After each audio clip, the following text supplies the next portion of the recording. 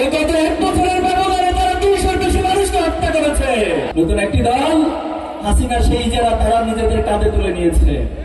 তারা হাসিনার সে রেখে যাওয়া কাজগুলো, অসমাপ্ত কাজগুলো বাস্তবায়নের উদ্যোগ গ্রহণ করেছে।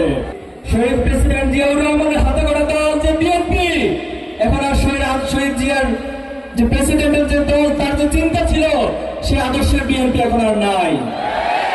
জুলাই এবং আগস্টের পর আমরা একটি নতুন বাংলাদেশের স্বপ্ন দেখছি।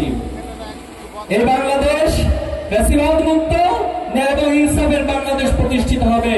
সেই স্বপ্ন, সেই অগ্রযাত্রা নিয়ে যখন আমরা সামনে এগিয়ে যাচ্ছি, আমরা দেখতে পাচ্ছি নব্য একটি প্যাসিমিস্ট, নব্য ফ্যাসিবাদের মতবাদ নিয়ে আবার বাংলাদেশের উন্নয়নকে, বাংলাদেশের ন্যায় ইনসাফকে বাধাগ্রস্ত করার চেষ্টা করছে।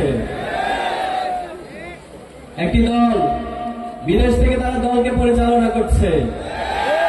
আমরা বলতে চাই, এই বাংলাদেশের জমিনে বিদেশে বসে বসে কোন দল, কোন রাষ্ট্র পরিচালনার স্বপ্ন কেউ দেখবেন না।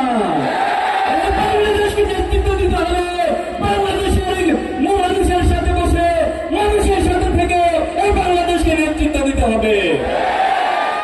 শহীদ প্রেসিডেন্ট জিয়াউর রহমানের হাতে গড়া দল যে বিএনপি, এখন আর শহীদ জিয়ার যে প্রেসিডেন্টের যে দল, তার যে চিন্তা ছিল, সে আদর্শের বিএনপি এখন আর নাই। খালেদা জিয়ার মতো আদর্শের নেত্রীর যে বিএনপি, সেই বিএনপি আজকে আর নাই। আজকে সে দল একটি হত্যাকারী দলে পরিণত হয়েছে।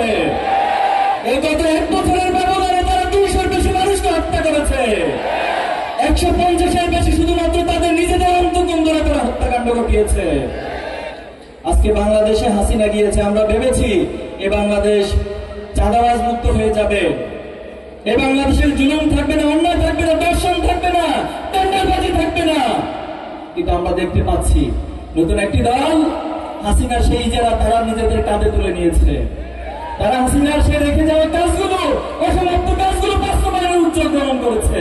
যে দল চাঁদাবাজ, যে দল হত্যাকারী, যে দল দর্শনকারী, যে দল অন্তর্গত নিজেদের মধ্যে নিজেরা মারামারি করে হত্যাকাণ্ড ঘটায়, 5 দিন মানুষ হত্যা করে, সে দলকে আপনারা জনতা দেখতে চান? আমরা আপনাদেরকে হুঁশিয়ারি করে, সাবধান করে ভালো হয়ে যান। বাংলাদেশের রাজনীতি করতে হলে জুলাই এবং আকাঙ্ক্ষাকে লালন করতে হবে। ফ্যাসিবাদ মুক্ত মানসিকতা নিয়ে, উদারতার মানসিকতা নিয়ে বাংলাদেশের রাজনীতি করতে হবে। আমরা যখন মাদক মুক্ত করার জন্য উদ্যোগ গ্রহণ করছি, একটি পক্ষ আমাদের বিপক্ষে দাঁড়িয়ে যাচ্ছে।